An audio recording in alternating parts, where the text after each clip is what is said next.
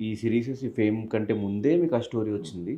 ఒకవేళ ఈ సీరీస్‌లు వచ్చిన తర్వాత ఆ సినిమా సబ్జెక్ట్ మీకు చెప్తే యాక్సెప్ట్ చేస్తారా? చేస్తాను ఖచ్చితంగా. హ్మ్.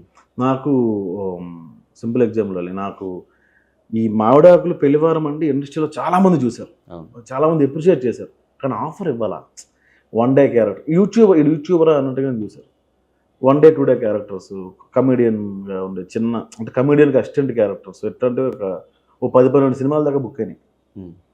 సరే చేద్దాం అన్న టైంలో కరెక్ట్‌గా కమిటీ కుర్రాళ్ళు రిలీజ్ అయింది. రిలీజ్ అయిన తర్వాత నాకొచ్చిన సినిమాలన్నీ పోయాయి. హ్మ్. కమిటీ కుర్రాళ్ళు అంత మంచి రోల్ చేసాం, అంత పెద్ద పేరు వచ్చింది. మరి ఆ సినిమాకి రోల్ అన్నీ పెరిగిపోవాలి కదా! పోయాయి. దాని సినిమా తర్వాత? సినిమా అయితే పోయాయి. హ్మ్. పోయిన తర్వాత అదేంటి సార్ షూట్ అనుకున్నాం కదా మనము. నేను డబ్బులు ఎక్కువ అడుగుతానని ఆలోచిస్తున్నారా ఏంటి సార్ అంటే, కాదు సార్ మంచి రోల్ చేశారు కమిటీ కుర్రాళ్ళు. మీరు ఈ రోల్ చేయకూడదు సార్. చాలా చిన్న రోల్ సార్. ఎడిటింగ్‌లో కూడా పోవచ్చు. లేదంటే మీరు కమెడియన్ పక్కన కమెడియన్ సార్. ఉంటదో లేదో కూడా తెలీదు. అలా పోయాయి. హ్మ్. మనకు ఆ రెస్పెక్ట్ ఇచ్చిపోయింది. హ్మ్. ఓహ్! ఇలా కూడా పోతాయా? హ్మ్.